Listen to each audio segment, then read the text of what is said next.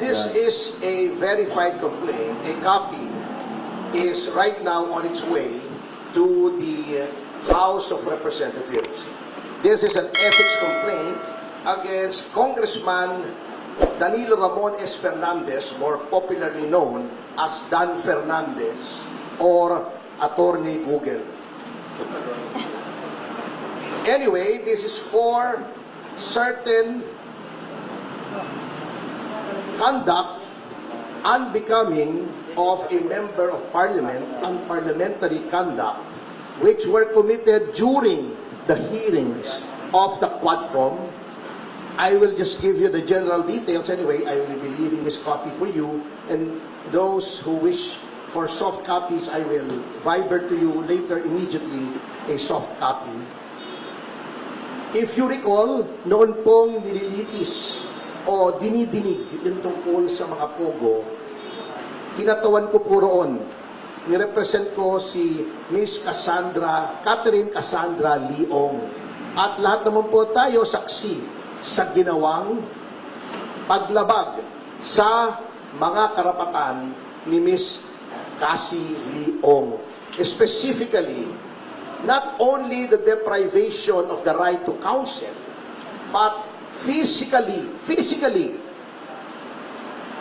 this was unprecedented in legislative history in this country. Nahaharangin mo yung abogado at hindi mo palalapitin sa kanyang kliyente during a legislative hearing. Sapagkat ang karapatan na magkaroon ng abogado upang makipagsangguni ang isang testigo sa legislative hearing ay ginagarantiya ng walang iba kundi ng ating saligang batas. Number 2, pagwawarning sa abogado na huwag bigyan ng payo ang kanyang kliyente. Saang planeta po acceptable ang ganoong behavior? Nasasabihin mo, Attorney Topacio, do not approach your clients, otherwise you will be cited in contempt. How is that even possible? Number 3, yung hindi po pagbigay ng right to remain silent and the right against self-incrimination sa isang testigo. At si Congressman Fernandez, bagamat hindi abogado, hindi ko naman sinasabing kapag hindi ka abogado ay hindi mo na alam ang batas. Ngunit, sinasabi na nga po sa kanila, or dapat, a person who is in the legislature should be charged with knowledge of the law. Because, number 1, they are lawmakers. Paano kang gagawa ng batas kung ikaw ay walang alam sa batas? Pwede naman pong basahin ang mga desisyon. Tama naman, to an extent, si Congressman Fernandez, pwede kang mag-google. At mag-google mo yung mga kaso. At kung meron kang hindi naintindihan sa kaso, meron ka namang legal staff siguro. O itanong mo sa kapwa mo, Congressman na abogado, ano bang ibig sabihin ito? At pinoint out na nga po sa kanila na sa napakaraming kaso, the right to remain silent and the right against self-incrimination may be invoked not only in criminal proceedings, but in all proceedings. Civil, administrative, legislative. At pinakita na nga po sa kanila ang batas. Pinoint out na nga po sa kanila yung batas. Bakit ayaw pa nilang sundin? That is also against the oath that they have taken when they took their oath of office to defend and protect the Constitution and the laws of the Republic of the Philippines and pronouncements of the Supreme Court, according to our civil code, are part of the law of the land. So yan po ang isang violation, ano?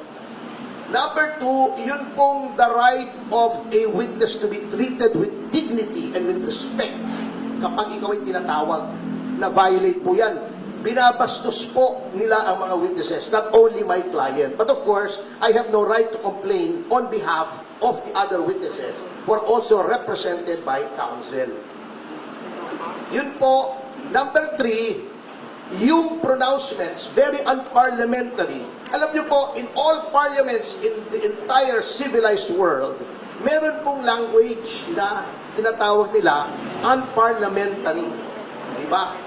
Ayaw na ayaw nila si Pangulong Duterte. Sinabi nila, do not use offensive words. Pero bakit sila tatawagin nilang pathological liar, puro kapak-cute, puro ganon. Tatakutin mo pa. Misleading the witness, sasabihin, tignan mo itong mga napatay, di umano dahil daw ng pogo. Tignan mo yan, we will grant you immunity. If you testify against them, that is misleading. The legislature cannot grant immunity. It is only the prosecution in certain cases and the prosecution with the consent of the court in other cases that may grant immunity by way of making a witness, a state witness. It is not for the legislature to grant immunity. They can only grant transactional immunity, which I can explain later on, but they cannot grant complete immunity. So, pagsama-samahin yan, ayaw nilang pakausap sa abogado. Bago tatakutin nila para magsalita against her right to self-incrimination and against the right to remain silent. Pagkatapos, igagrant mo na, papangakuan mo ng immunity na wala ka namang kapangyarihang ibigay. All of these are parliamentary conduct. And nakalagay po, may rules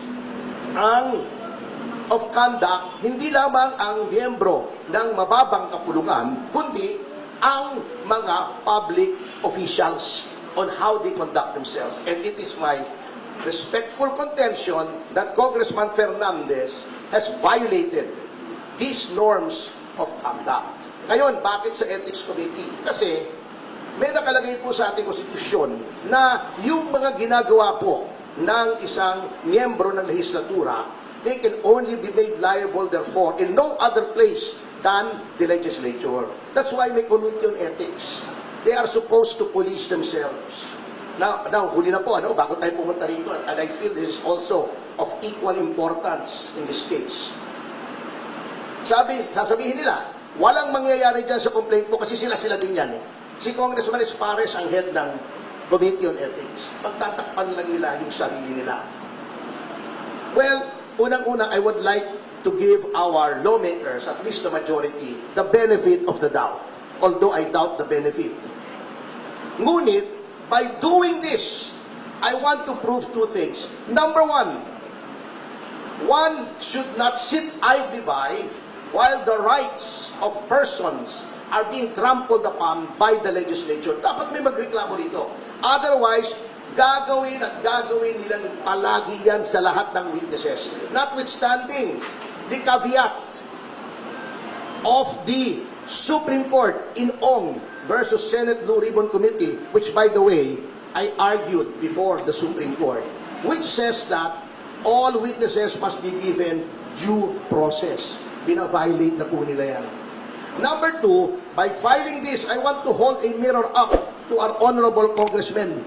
Tignan nga po natin, tignan nyo ang sarili nyo, kung anong ginawa nyo sa mababang kapulungan, which is supposed to be an august body, which is supposed to be populated by honorable men and women, kaya nga honorable ang tawag sa inyo eh.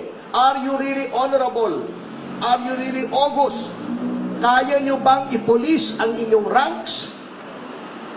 Do you still have any shred of decency left in your bodies para makita na mali ang ginagawa ng isang miyembro ninyo at disiplinahin ninyo? Because by no stretch of the imagination